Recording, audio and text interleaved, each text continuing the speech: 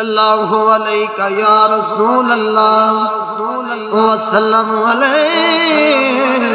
یا حبیب اللہ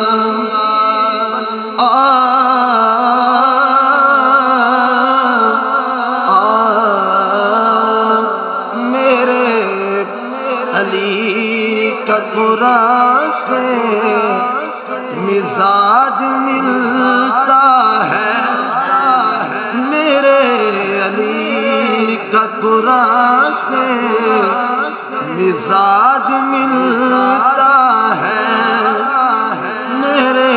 علی کا قرآن سے مزاج ملتا ہے،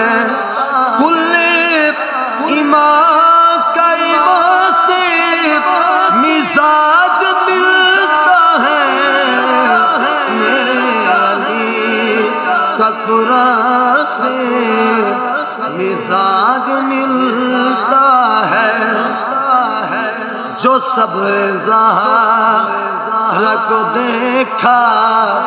تو پھر یقین آیا، جو صبر زہرا کو دیکھا تو پھر یقین آیا،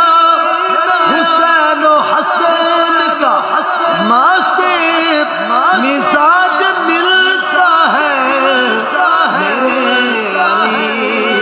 کا قرآن سے مزاج ملتا ہے، جو صبر زہرا کو دیکھا تو پھر یقین آیا، جو صبر زہرا کو دیکھا تو پھر یقین آیا، حسین و حسن کا ماں سے مزاج ملتا ہے، میرے علی کا قرآن سے مزاج ملتا ہے 6 مہینے کا لے کر رباب سے پوچھو، ہے 6 مہینے کا لے کر رباب سے پوچھو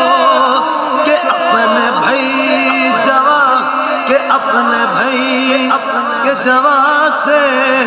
مزاج ملتا ہے، میرے علی کا قرآن سے مزاج ملتا ہے، جو کربلا میں بھی گونجی اسی اذان کی قسم، جو کربلا میں بھی گونجی اسی اذان کی قسم، میرے علی کا اذان سے مزاج ملتا ہے، میرے علی کا قرآن سے مزاج ملتا ہے،